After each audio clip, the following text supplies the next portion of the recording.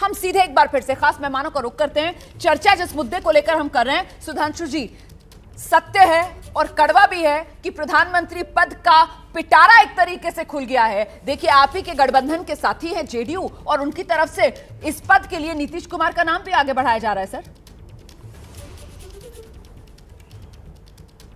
देखिए, हमारे यहां तो स्थिति बिल्कुल स्पष्ट थी। चुनाव से पहले प्रधानमंत्री जी प्रोजेक्टेड कैंडिडेट हैं, तो कोई किंतु परंतु नहीं है। पिटारा वहां है जहां उस पिटारे के बाहर बहुत सारे लोग बीन बजा रहे हैं कि उनके मन मुताबिक उस पिटारे के अंदर से कोई कुछ निकल आए। वहां समस्या जहां जिन्होंने तय नहीं किया। हमारे यहाँ इतने 10 वर्ष के उपरांत भी, जैसा शिवराज जी कह रहे थे कि एनडीए शानदार विजय की ओर आगे बढ़ रहा है और हमें विश्वास है कि अंतिम परिणाम आएगा, एनडीए 300 से ऊपर होगा, तो हम ये कह सकते हैं हमारे यहां कोई संशय की स्थिति नहीं है, न नीति में, न नियत में, न नेतृत्व में। इसलिए यह प्रश्न दूसरी तरफ ज्यादा समस्याजनक हो सकता है। हाँ, हम एक बात जरूर कहना चाहेंगे, अभी तो देखिए, अभी एक बहुत बड़ी मजेदार चीज होने वाली है कांग्रेस में, क्योंकि अब दिख रहा राहुल गांधी जी दोनों जगह से जीतेंगे। अब जीतेंगे तो छोड़ेंगे कहां? वायनाड छोड़ेंगे तो दक्षिण छूट जाएगा, और रायबरेली छोड़ेंगे तो कौन लड़ेगा? ऐसा ना हो कि प्रियंका जी आ जाएं। तो अभी तक तो गांधी परिवार में एक ही व्यक्ति था। अभी देखिए, बहुत सारी चीजें, अभी गठबंधन नहीं, पार्टी के अंदर भी बहुत सारी चीजें आएंगी। तो अभी जो चीजें देख रहे हैं, तो जितनी प्रसन्नता दिख रही है, जब आप लेंस लगा के देखेंगे तो उन प्रसन्नता के साथ साथ उतनी ही विचित्रताएं भी दिखेंगी।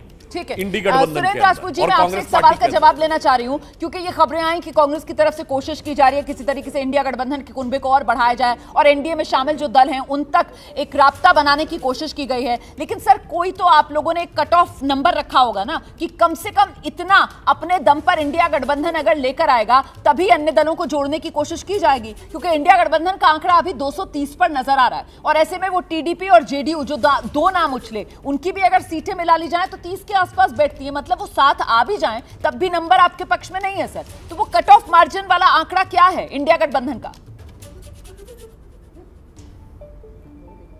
देखिए, दो बातें बड़ी साफ हैं। जब तक अंतिम परिणाम नहीं आता ना रोमाना जी, तब तक हम लोग इस तरीके की कयासबाजी में, हम जो आधिकारिक प्रवक्ता हैं वो बात नहीं कर सकते, चाहे हम हो चाहे सुधांशु जी हों।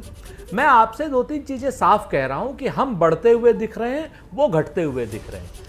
आज की अभी इस वक्त भारतीय जनता पार्टी 243 पर है और हमें पूरी उम्मीद है कि 225 पे सिमटेगी।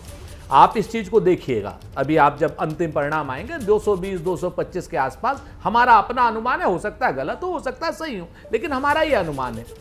इसके बाद जब फाइनल टैली आ जाएगी तब बैठा जाएगा कि कौन कहां से क्या कैसे करेगा। हां, भारतीय जनता पार्टी में यह तय है, अभी सुधांशु जी ने कह दिया कि वहां पर तो तय है कि हमारा प्रधानमंत्री कौन होगा, उनका नेतृत्व तय है। लेकिन सुधांशु जी, हमारे यहां तय नहीं है। हमारे यहां सब लोग उम्मीदवार हैं। याद रखिएगा, यही जो आपको हमारा कमजोरी लग रही है, यही आपको हमारी सबसे बड़ी ताकत लगेगी। समय आने दीजिए इस बात का।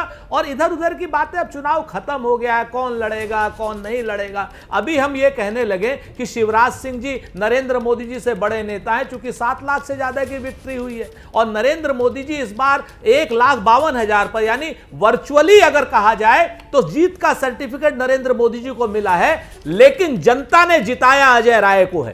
कांग्रेस के प्रदेश अध्यक्ष अजय राय ने बुरी तरीके से शिकस्त दी है नरेंद्र मोदी जी को। यह अपने आप में सच है। 1,52,000 की जीत, प्रधानमंत्री जो आप यशस्वी 10 साल, मोदी गारंटी, 400 पार, पता नहीं क्या क्या करते थे, 1,52,000 से जीते हैं वो। और नरेंद्र क्या नाम, राहुल गांधी जी 4 लाख से जीते हैं। आपको मालूम है ये उत्तर प्रदेश में जो हुआ, सुधांशु जी, बीजेपी क्या इसको बिल्कुल रीड नहीं कर पाई? मतलब डबल इंजन की सरकार, मोदी योगी की जोड़ी, लेकिन उस सब पर भारी पड़ गए अखिलेश और राहुल।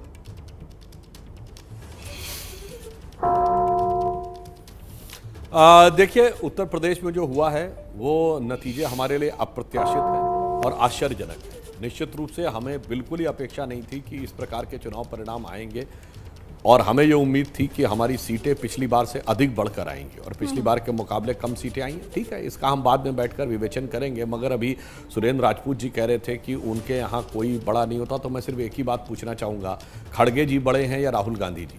क्योंकि कांग्रेस के मैनिफेस्टो पे राहुल गांधी जी की फोटो थी। खड़गे जी का समझ में आता, वो राष्ट्रीय अध्यक्ष हैं, परंतु राहुल गांधी जी न कांग्रेस के अध्यक्ष हैं, न उपाध्यक्ष हैं, न महासचिव हैं, न दोनों में से किसी सदन के नेता प्रतिपक्ष हैं।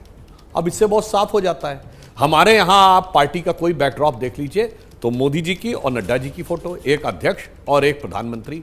2019 के चुनाव में मोदी जी और अमित शाह जी की फोटो, 2014 में मोदी जी की और राजनाथ जी की फोटो। मगर आपके यहां यह बड़ा विचित्र माहौल है, क्योंकि जब सरकार भी चलती थी तो प्रधानमंत्री मनमोहन सिंह जी की छुटका फोटो होती थी और इन सब बातों का नेशनल एडवाइजरी काउंसिल की चेयरमैन जो कैबिनेट क्योंकि अब तो मंत्री जो भी नहीं थी, नंबर आ गया है कैबिनेट मुझे मिनिस्टर लगता है का उस रैंक पर बात कर लेनी चाहिए और नंबर को लेकर बीजेपी को कुछ सवालों के जवाब देने चाहिए। उत्तर प्रदेश आपने खुद ही कह दिया कि जिस तरीके के आंकड़े आ रहे हैं उसकी बिल्कुल उम्मीद नहीं थी, तो मैं ये मानकर चल रही हूं इसके आगे आपने इस बात को बढ़ाया नहीं, तो अभी शायद पार्टी आंकलन नहीं कर पाई होगी कि मोदी योगी के बावजूद उत्तर प्रदेश में इतना बड़ा झटका बीजेपी को क्यों लगा।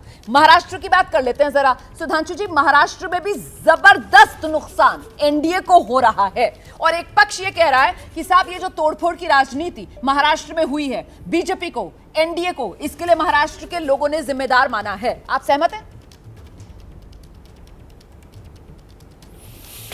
देखिए, उत्तर प्रदेश सबसे बड़ा राज्य है और आज सीटों की संख्या की दृष्टि से महाराष्ट्र दूसरे नंबर का राज्य है जी। अब इतने बड़े राज्य में यदि हमें अप्रत्याशित परिणाम मिलते हैं तो मानवीय बात है कोई एक या दो कारण, और वो भी जबकि अभी चुनाव परिणाम पूरी तरीके से नहीं आए हैं, उनका विश्लेषण बहुत जल्दी होगी।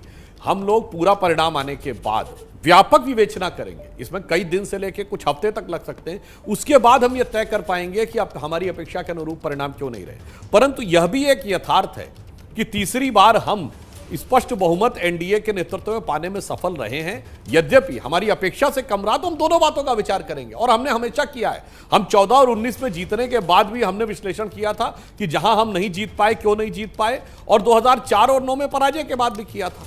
तो आज की डेट में एनडीए की विजय हुई है, परंतु हमें अपेक्षा अनुसार सीटें नहीं मिली। हम दोनों चीजों का विवेचन करेंगे।